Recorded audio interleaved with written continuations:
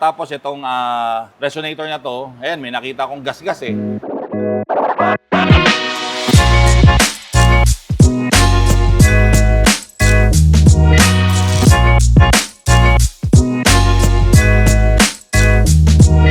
Okay, good morning sa Nitro Fish Garage.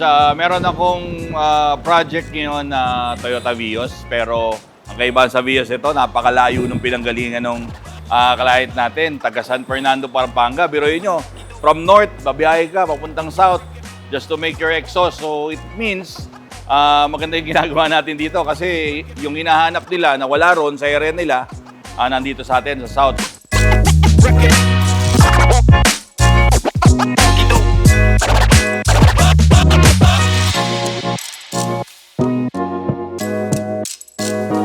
So, bakit siya tayo pinili rito? So, ang sabi niya sa akin, dahil sa muffler, matagal na siya nakapollow sa atin, and then hinihintay niya na magkaroon tayo ng restock ng Kakimoto Regu.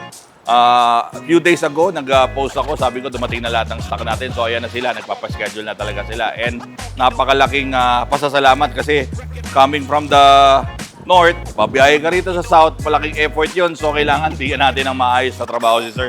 As always, dito sa Nitro Fish Garage.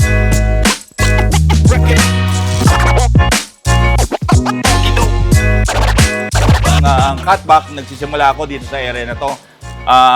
Yung pipe size nito, napakaliit eh. So, lagyan natin ng konti to improve the flow. Tapos, to remove the restriction. Yung secondary catalytic, tatanggalin na natin yan. Madadaanan na kasi natin yan eh. So, tatanggalin na natin yung secondary catalytic. Yung primary, nandun sa headers, hindi muna natin tatanggalin kasi cutback lang.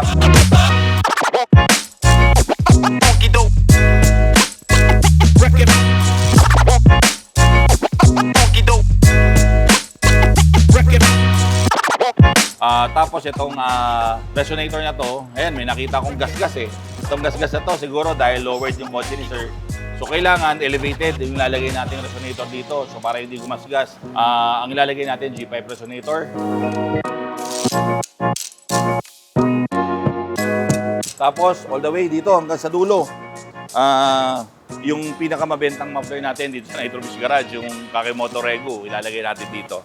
So, nag-iisip si sir kung Kakimoto Regu ba o Kakimoto 92DB. Magkaiba kasi itsura nun. Yung tip niya, magkaiba ang kulay. So, abangan natin yung magiging tapos ito. So, excited din kami rito.